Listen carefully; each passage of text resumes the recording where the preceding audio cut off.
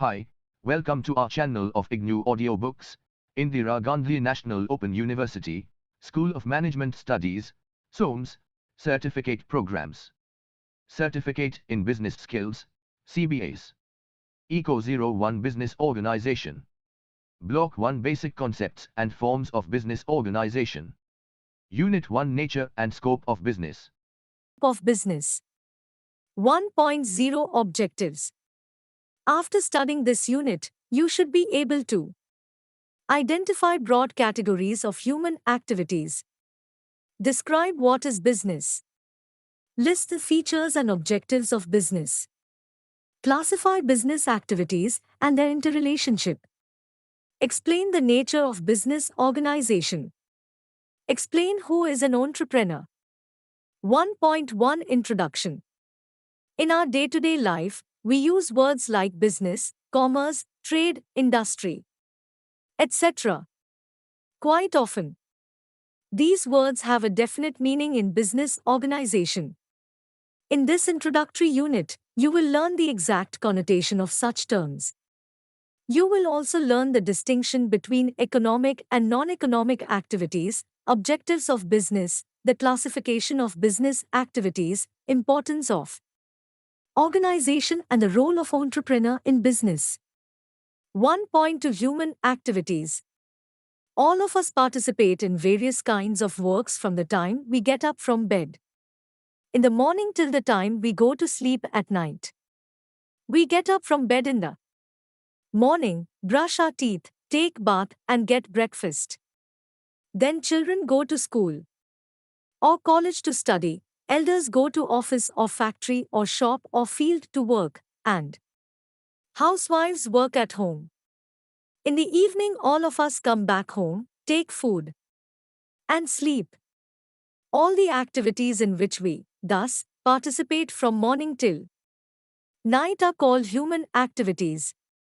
If you closely examine the human activities, you will find that some of these produce economic benefits, e.g., working in a factory or in an office or at the farm.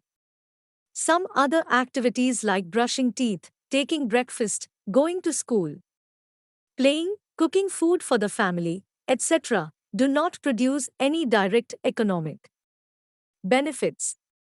Thus, we can classify the human activities into two groups: 1. Non-economic activities, and 2. Economic activities. 1. Non-economic activities. These are the activities which are conducted by the human beings due to love and affection, social obligation, religious obligation, physical requirement, patriotism, etc., but not for earning money. The housewife cooking for the family, children going to school and playing games, people going to a temple or a mosque for prayer, a social worker working for the uplift of the poor, etc., are some such examples. Persons who participate in such activities do not get any direct economic benefit. 2. Economic activities. These are activities which are undertaken by human beings for earning money or livelihood. These economic activities are concerned with production, exchange, and distribution of goods and services. For example, a doctor working in the hospital, a teacher working in a school, an employee going to his office, a farmer working in the field, etc. They are all doing this to earn his or her livelihood or to acquire wealth. We can further classify these economic activities into three groups: A. Business, B. Profession, and C. Employment. Look at Figure 1.1 for classification of human activities. A. Business. Any activity carried primarily with the object of earning profit can be called a business activity. This objective of earning profit is achieved by production and/or exchange of want-satisfying goods and services. Therefore, we can define business as any activity concerned with the production and/or exchange of want-satisfying goods and services carried with a view of earning profit. Production of soaps, sale of eggs, production of TV sets, transport, etc., are some examples of business. A person who is engaged in business is called a businessman or entrepreneur. Similarly, a firm formed for the purpose of carrying a business activity is called a business enterprise or a business firm.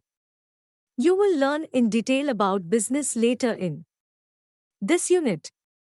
B. Profession, an activity which involves the rendering of personalized services of a specialized nature based on professional knowledge, education, and training is called a profession. Services rendered by doctors, lawyers, chartered accountants, etc., come under this category. Generally, for each category of profession, there would be a professional body. For example, Bar Council of India is the professional body of lawyers which guides and regulates the law profession in India. The professional body prescribes the nature and type of educational qualifications and training required to practice the concerned profession.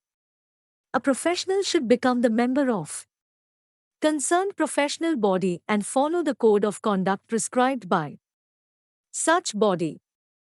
Professionals charge some fee for the professional service they render.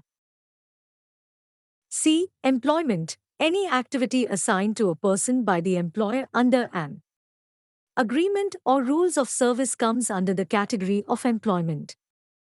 A person who undertakes such activity is called employee.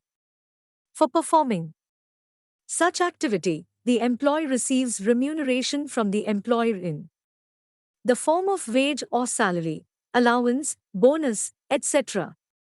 The employment is also called service. Working in a factory, office, hotel, college, etc., are a few examples of employment. Even professionally qualified persons also work as employees in various organizations. For example, doctors employed in government private hospitals, engineers employed in a factory, etc.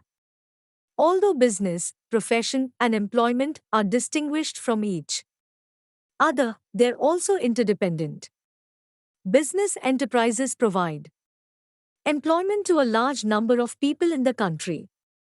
Similarly, professionals like engineers, chartered accountants, cost accountants, management consultants, legal experts, doctors, etc., work with the business firms for tackling complicated technical problems. Thus, business enterprises provide employment opportunities to professionals and general public.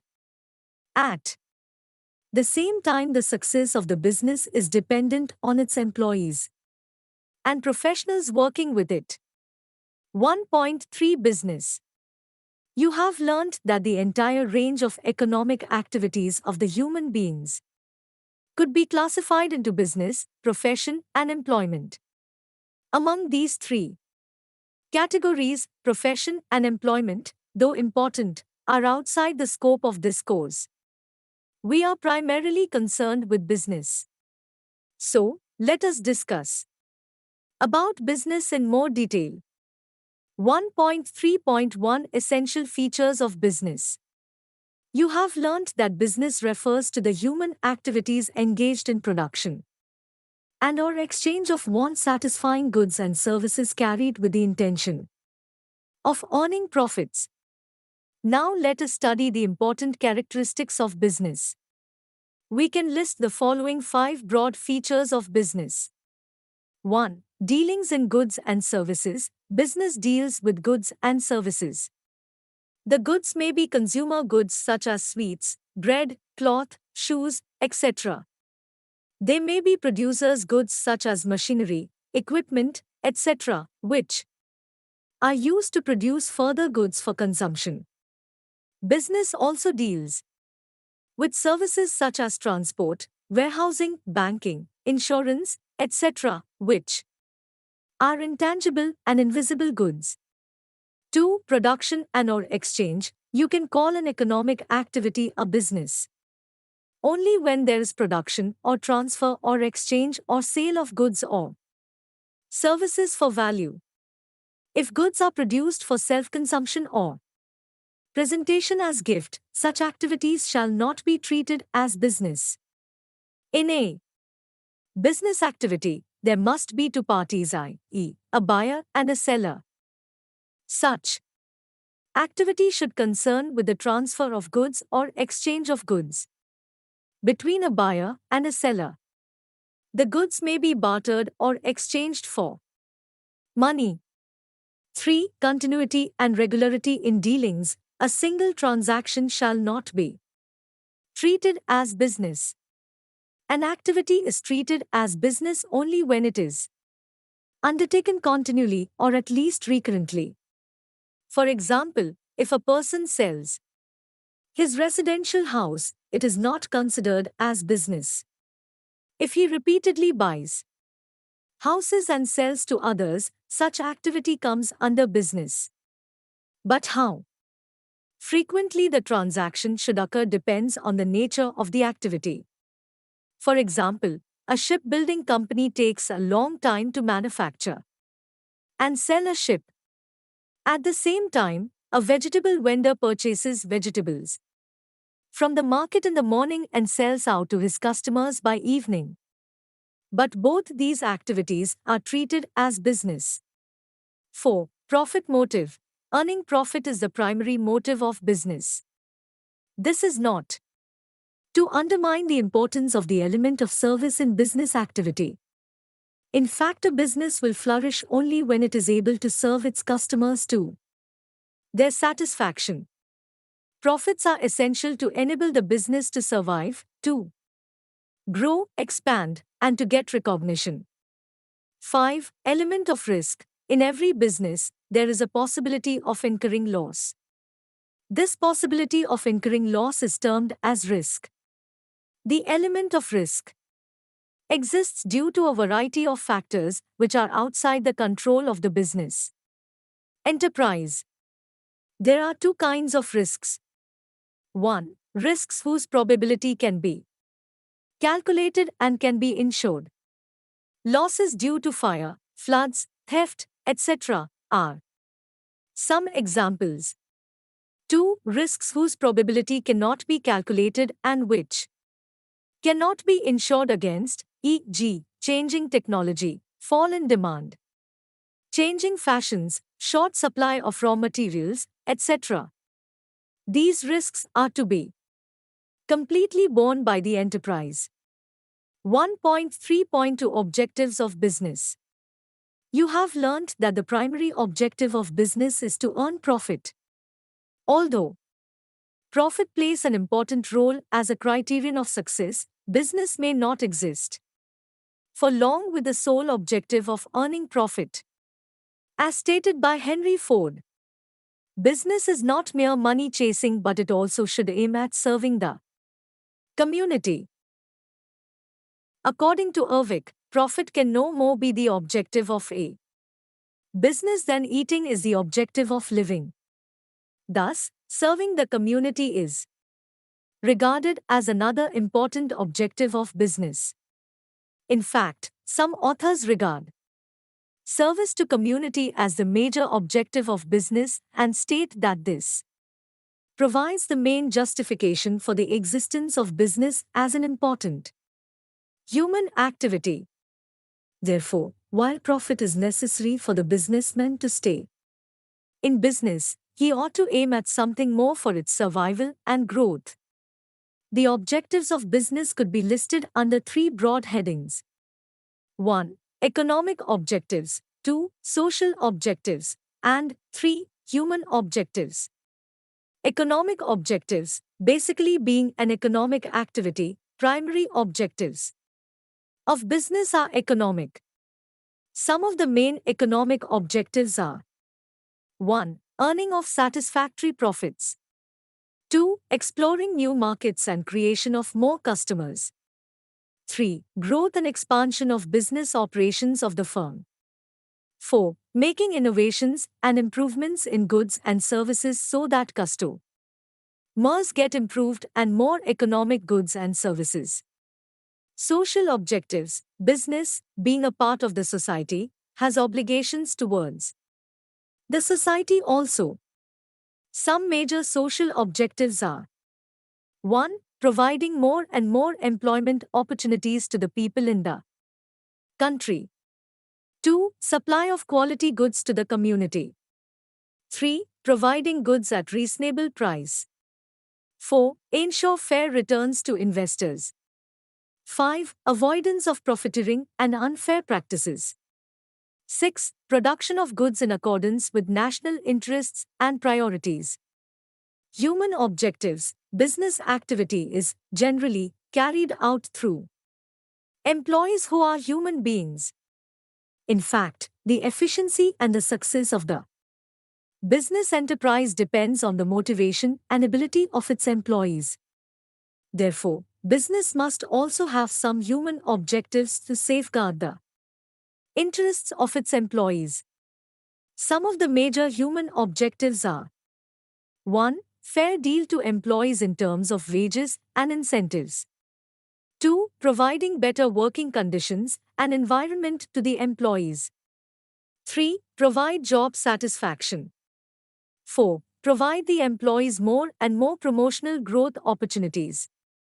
1.3.3 Classification of business. You just recollect what we have stated about business. We stated that business is concerned with production and or exchange of goods and services with the intention of earning profit. It states that business is concerned with two aspects, i.e., production and exchange. Based on this, we may classify business activities into two categories. In the first category, we can group all the business activities relating to production. Similarly, all the activities relating to exchange may be grouped under the second category. The first category is known as industry, while the second category is called commerce. 1. For industry. As you have learnt, industry refers to that part of business activities which is concerned with the production of want-satisfying goods services through utilization of available material resources. Industry utilizes the natural resources and brings them into the form useful for final consumption or further use. It means that the industrial activity aims at ensuring the supply of goods in that form which suits the objects, needs and convenience of the persons expected to use them. Thus, industry creates form utility to goods. For example, farms, factories, mines, etc. make available a wide range of goods. These goods cater to the needs and convenience of the people. In a nutshell, the activities of human beings engaged in extraction, production, processing, construction, and fabrication of products come under industry. There is another explanation for industry. Under this second explanation, industry means a group of factories usually specializing in a particular product line.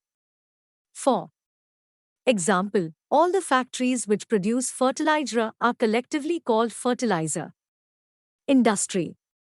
Similarly, all automobile factories together constitute automobile industry. But, in the present context, this approach is not relevant. We adopt the first approach. 1.4.1 Classification of industry. There are various approaches of classifying industries. All these approaches are listed below. 1. On the basis of the nature of activity. A. Extractive industries. B. Genetic industries. C. Manufacturing industries. D. Construction industries. 2. On the basis of the nature of goods produced. A. Consumer goods industries. B. Producer goods industries. 3. On the basis of the level of investment. A. Heavy industries. B. Light industries. 4. On the basis of size of the activity. A. Small-scale industries. B. Large-scale industries. 5. On the basis of area of operations. A. Regional industries. B. National industries. C. Multinational industries. Since the theme of the discussion in this unit is centered around human activity, the classification based on the nature of activity is more appropriate for us. So, let us discuss about the first classification in detail. A. Extractive industries, activities engaged in the discovery and extraction of natural resources like minerals, animals, plants, trees, etc., from the surface or beneath the surface of the earth or air or water come under this category. Extractive industries are also called exhaustive industries because with every attempt there is a depletion of resources and this wealth exhausts.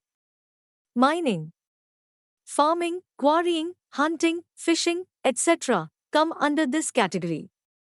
B. Genetic industries, activities which are concerned with reproducing and multiplying plants and animals with the objective of earning profit from their sale come under this category. Examples are nurseries which multiply and sell plants, poultry farms, cattle breeding farms, fish culture, etc. There is one important difference between an extractive industry and a genetic industry. In the case of extractive industry, man cannot add to the wealth which he withdraws from the earth, sea, and air. However, in the case of genetic industry, man not only adds to the growth but also reproduces the nature-made goods. C. Manufacturing industries. These types of industries are engaged in the conversion or transformation of raw materials and semi-finished materials into finished products. Generally, the products of extractive industries become raw materials for manufacturing industries. In other words, manufacturing industries create form utility to the products of extractive industries. Cement industry, sugar industry, cotton textile industry, iron and steel industry, fertilizer industry, etc. are some examples for manufacturing industries. D. Construction industries. These industries are engaged in the construction activities like the construction of buildings, bridges, dams, roads, canals, railway lines, etc. These industries consume the products of manufacturing industries, e.g., bricks, cement, iron and steel, and extractive industries, e.g., quarries, wood. The products of construction industries are immovable. They are erected, built or fabricated at a fixed site. Look at the screen figure 1.2 for classification of industries with some examples. When we talk of the nature of activity, we can also include the service industry. These are the industries which do not produce any tangible products but provides a service like tourism industry, entertainment industry, etc. 1.5 Commerce. You have learnt that the business activities are classified into 1. Industry and 2. Commerce. You also learnt that the industrial activities are concerned with the production of want-satisfying goods and services. Unless these goods and services are made available to those who need them, they may not fulfill their objectives, i.e., satisfying human wants. Therefore, the goods produced by the industries should be made available to the consumers at right place, right time, right quantity, right price, and in right manner. Here comes the activity of commerce to fulfill all these requirements. All the activities which establish link between the producers of goods and consumers of these goods and maintain a smooth and uninterrupted flow of goods between them come under commerce. a smooth and uninterrupted flow of goods and services from producer to consumer is beset with many barriers and hindrances. For instance, goods produced by one may be consumed by another. In such a case, unless the producer and consumer identify each other, there is no scope for exchange of goods between them. This is the hindrance of person. Similarly, for buying a product, consumers should have the knowledge about the existence of that product, its features, etc.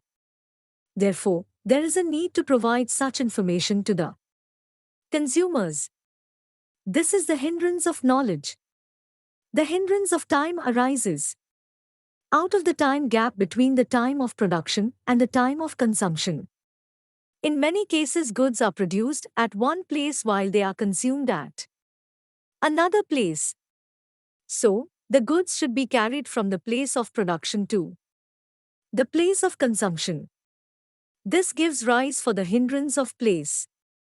Commerce eliminates all these hindrances and facilitates the exchange of goods between producers and consumers.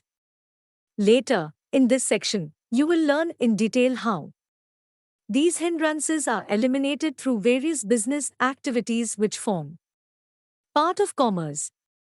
In a nutshell, commerce is mainly concerned with the purchase and sale of goods, and also embraces all those functions which are essential for maintaining smooth and uninterrupted flow of goods and services between the buyers and sellers. Thus, there are two main aspects in commerce: I. Purchase and sale of goods, and 2. Activities essential for the smooth and uninterrupted flow of goods. Therefore, we can classify the whole range of commerce activities into two categories. 1. Trade activities of purchase and sale. 2. Aids to trade activities which facilitate the smooth and uninterrupted flow of goods. 1.5.1 Trade. You have already learned that the human activities engaged in buying and selling of goods and services come under trade. Therefore, trade includes sale, transfer, or exchange of goods and services with the intention of earning profit. The objective of trade is to make goods available to those persons who need them and are willing to pay for them. Thus, trade plays a major role in establishing contact between the producers and the consumers and eliminates the hindrance of person. A person who is engaged in trade is called trader or middleman. Various traders operate in between producers and consumers and remove the hindrance of person. We can classify trade into two broad categories: 1. Internal trade and 2. External trade. 1. Internal trade. When the trade takes place within the boundaries of the country, you can call it internal trade. It means that both buying and selling should take place within the county. Payment for the same is generally made in national currency. This internal trade is also termed as inland trade, or national trade, or home trade, or domestic trade. On the basis of the scale of operations, we can classify internal trade into A. Wholesale trade and B. Retail trade. A. Wholesale trade, buying and selling in relatively larger quantities, is called wholesale trade. A person who is involved in wholesale trade is called wholesaler. B. Retail trade. This refers to buying and selling in relatively smaller quantities. A person engaged in retail trade is called a retailer. Let us now discuss in some detail how these wholesalers and retailers operate and eliminate the hindrance of person. A wholesale trader buys goods in large quantities from the manufacturers and sells in relatively smaller quantities to the retailers. Thus, the wholesale traders constitute a link between the producers on the one hand and the retailers on the other hand. Retailers who buy goods from the wholesalers sell them in smaller quantities to the consumers. Thus, retail traders establish link between wholesale traders on the one hand and consumers on the other. Thus, the wholesalers and retailers establish a link between the producers and consumers and eliminate the hindrance of person.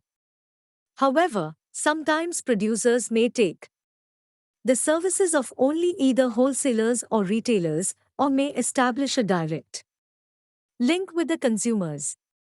The whole chain of traders middlemen operating in between producer and consumer is referred to as channel of distribution. 2. External trade. This is also called foreign trade or international trade. When the trade takes place across the boundaries of a country, you can call such trade as external trade. In other words, external trade refers to the trade between nations. This trade could be in the form of exchange of one commodity for another or for money. We can classify foreign trade into three categories: A. Import trade, B. Export trade, and C. Re-export trade. A. Import trade. When a country buys goods from another country, it is called import trade. For example, India bought machinery from the USA. This is an import trade for India. B. Export trade. When a country sells goods to another country, it is called export trade. For example, India sells leather goods to Russia and tea to USA. For India, such selling of goods shall be termed as export trade. C. Re-export trade. This is also called intra-import trade. When the goods are imported from one country and the same are exported to another country, such trade is called re-export trade. Re-export is done by those countries which have ports that are conveniently situated to serve as distributing points for neighboring countries. Such countries import large quantities of goods and re-export the same to the neighboring countries. 1.5.2 Aids to trade. Activities which facilitate the trade are called aids to trade. Thus, all human activities which eliminate the hindrances and facilitate the flow of goods from producers to consumers come under aids to trade. They are also called auxiliaries to trade. The whole range of activities coming under aids to trade may be classified into 5 categories: 1. Transportation, 2. Warehousing, 3. Insurance, 4. Advertising, and 5. Banking. 1. Transportation. Generally, all the goods are not consumed at the same place where they are produced. Therefore, goods are to be moved from the place of production to the place where they are demanded. The activity which is concerned with such movement of goods is called transportation. Thus, transportation eliminates the hindrance of place and creates place. Utility to goods. Transportation can be of 3 types. A. Land transportation, road, rail. B. Air transportation, aeroplane. C. Water transportation, boat, ship. 2. Warehousing. Goods may not be consumed immediately after production. Normally there will be time gap between production and consumption. This is the hindrance of time. Therefore, goods once produced should be preserved properly till they are consumed. Particularly, perishable goods like milk, meat, vegetables, flowers, etc. should be preserved very carefully. Otherwise, they get spoiled and become useless. For this reason, warehousing is recognized as yet another aid to trade. Warehousing refers to preservation of goods to make them available as and when needed by consumers. Thus, warehousing eliminates the hindrance of time and provides time utility to goods.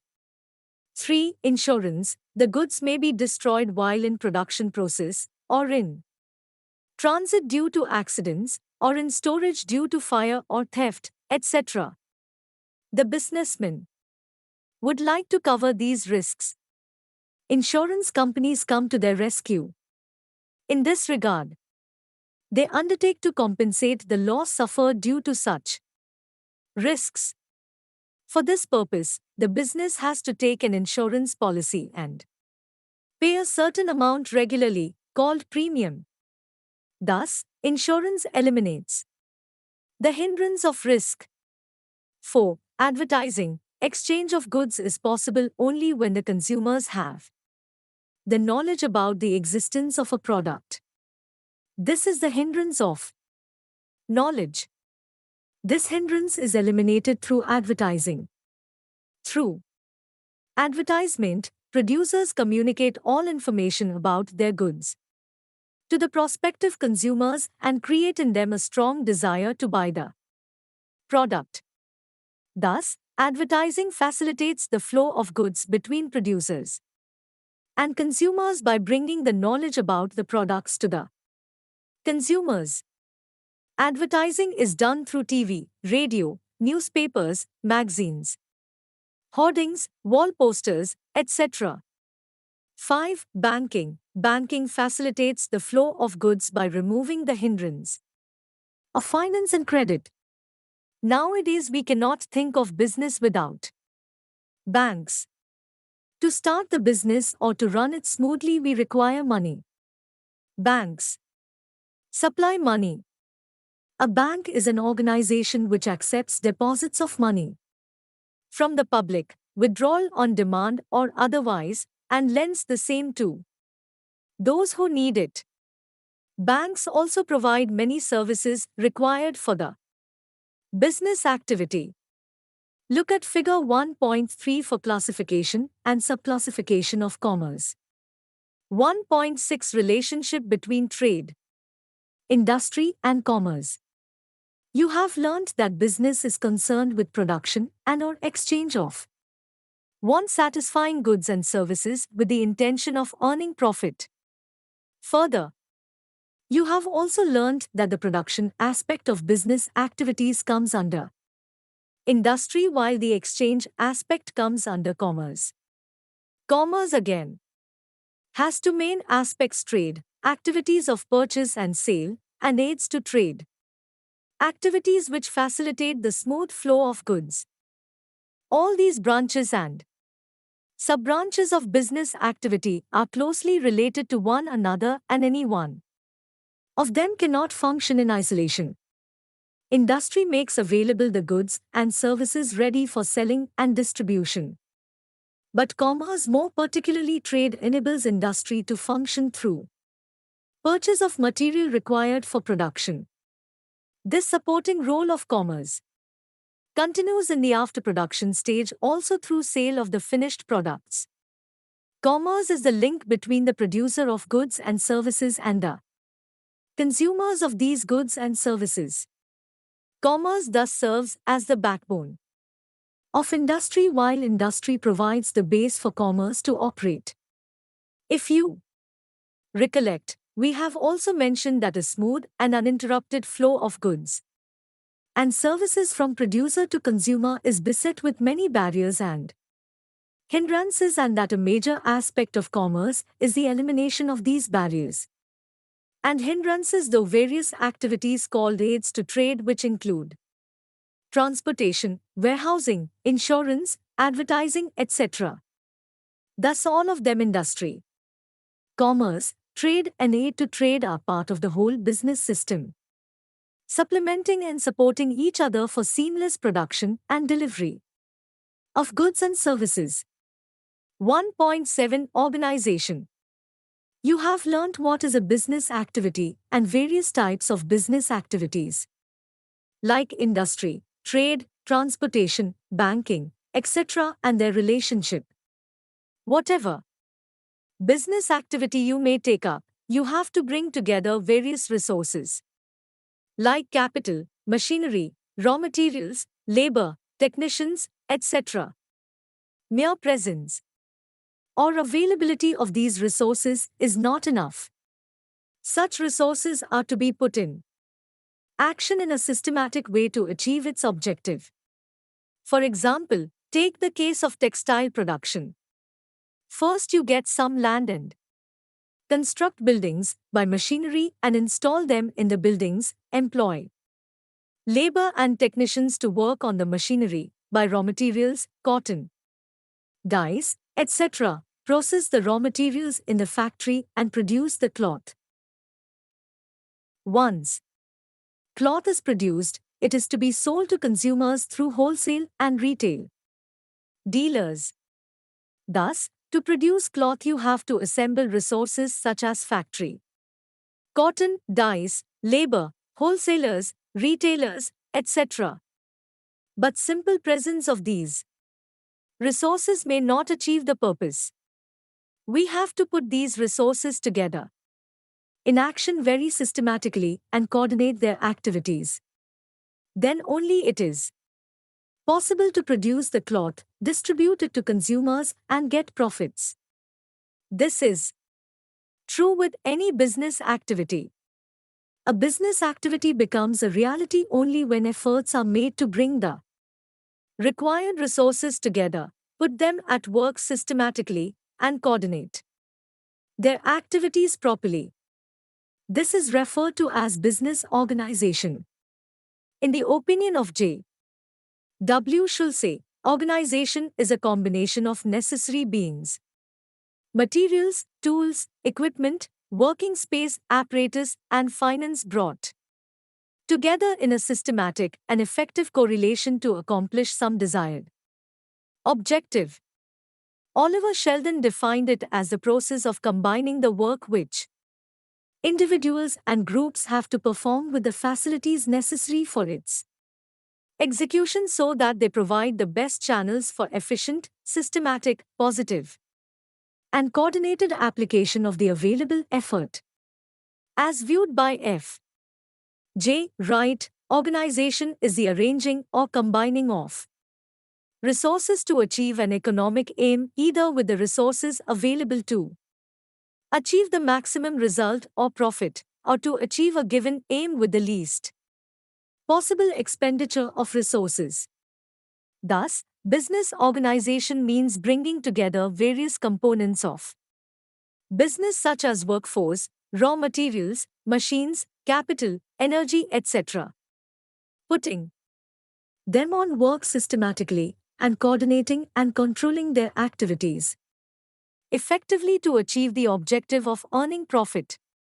Forms of business organization. Business may be owned and managed by a single man or a group of persons forming a partnership firm or as a joint stock company or even as a cooperative society. Thus, on the basis of ownership and management, we can classify business organization into 4 groups. 1. Sole proprietorship. 2. Partnership firm. 3. Company. 4. Cooperative society. The first 2 categories, sole proprietorship and partnership form, may be called non-corporate forms of organizations. The remaining 2 categories, company form and cooperative society, may be called as corporate forms of organization. About these forms of organization, you will study in details in Unit 2 and 3. 1.8 Entrepreneur. You know that the business is carried with the primary objective of earning profits. You also know that setting up of the business to achieve this objective requires bringing together various resources, coordinating them, and controlling all activities. This has to be done by somebody who may conceive the idea of doing a particular type of business, mobilize the resources, and bring the organization into existence. Such person who does all this is called an entrepreneur. He is the one who also bears the risk of the business. You know that although each enterprise is started with the objective of earning profit, but the possibility of loss cannot be ruled out. Thus, the entrepreneur is the person who conceives the business idea, brings the organization into existence, carries on the business activity, and is prepared to bear the risk of loss. 1.8.1 Characteristics of an entrepreneur. If you read business history, you will come across the names of many persons who may be called entrepreneurs. Rockefeller and Henry Ford of the United States, Carl Benz and Gottfried Daimler of Germany, Soichiro Honda of Japan are well-known names of entrepreneurs who started industrial organizations and made fortunes. In our country, J. N. Tata, G. D. Birla, Kirloskar and others have set up successful manufacturing industries. Small business firms have often succeeded because of the part played by entrepreneurs. It may be useful to know whether they had anything common as regards their personal characteristics.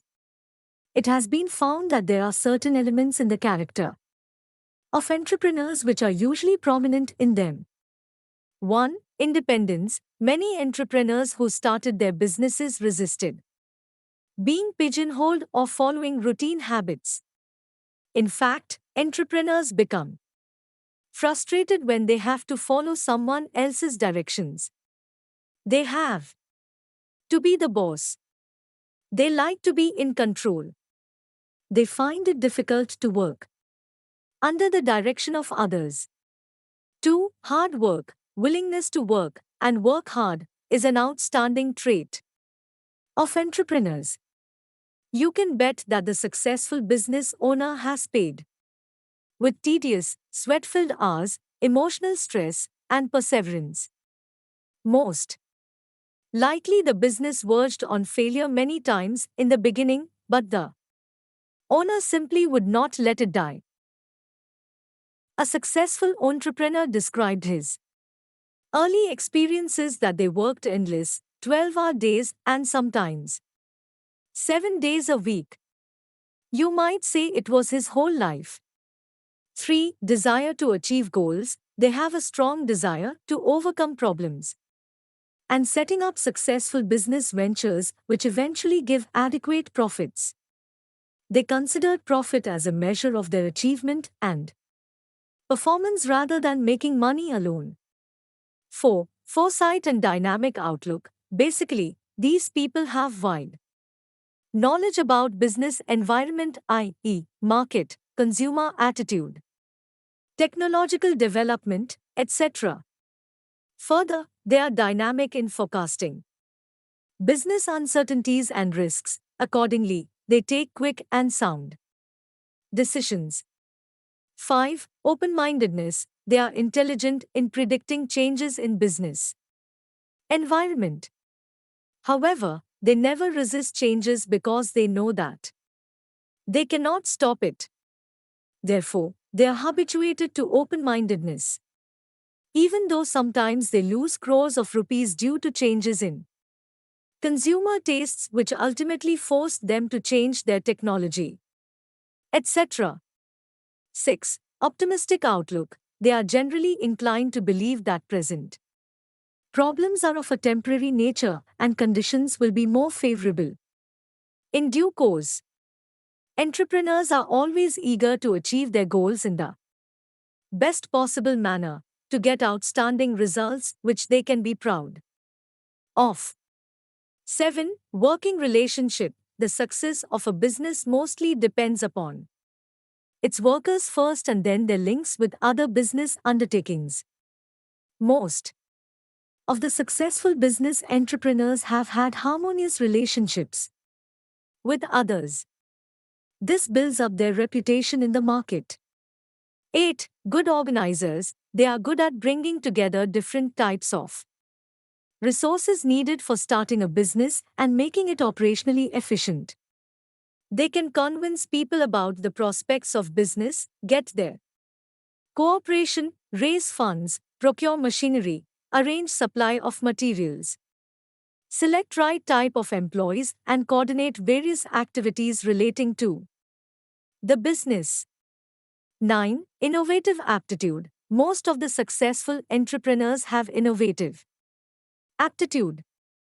They spend part of their income on research and innovative activities so that they offer suitable product to meet the demands of consumers. Some of our industrialists like Tata, Birla, Kirloskar, etc. have established their own research centers. 1.9 Summary. The whole range of human activities can be classified into 1. Economic activities and 2. Non-economic activities. Economic activities are further divided into 1. Business, 2. Profession, and 3. Employment. Business is concerned with production and/or exchange of goods and services carried with the primary objective of earning profits. Activities concerned with the rendering of personalized services of a specialized nature come under profession. Employment refers to the activity assigned to a person by the employer under an agreement or rules of service. The main features of business activity are 1. Dealings in goods and services, 2. Production and/or exchange, 3. Regularity in dealings, 4. Profit motive, 5. Element of risk, and 6. Enterprise. Besides earning profit, the business also serves certain economic, social, and human objectives. Business activities are classified into 1. Industry and 2. Commerce. Industrial activities are classified into 4 categories: 1. Extractive industries, 2. Genetic industries, 3. Manufacturing industries, and 4. Construction industries. Commerce is classified into 1. Trade and 2. Aids to trade. Activities concerned with buying and selling come under trade. Activities which facilitate buying and selling and maintain smooth flow of goods and services come under aids to trade. These are 1. Transportation, 2. Warehousing, 3. Banking, 4. Insurance, and 5. Advertising. Figure 1.4 gives complete classification of human activities. Organization makes the business proposition into a reality.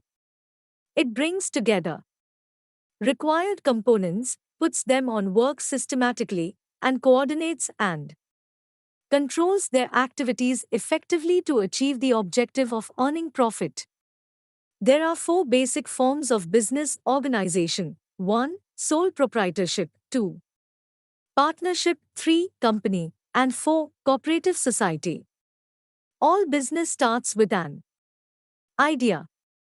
A person who conceives the idea of doing a particular type of business, mobilize the resources, and bring the organization into existence is called an entrepreneur. Certain common elements in the character of entrepreneurs include independence, hard work, desire to achieve goals, open-mindedness, optimistic outlook, etc. Look at the screen. Figure 1.4. Classification of human activities. Thank you. Subscribe to our channel for more updates, and we will see you with the next chapter.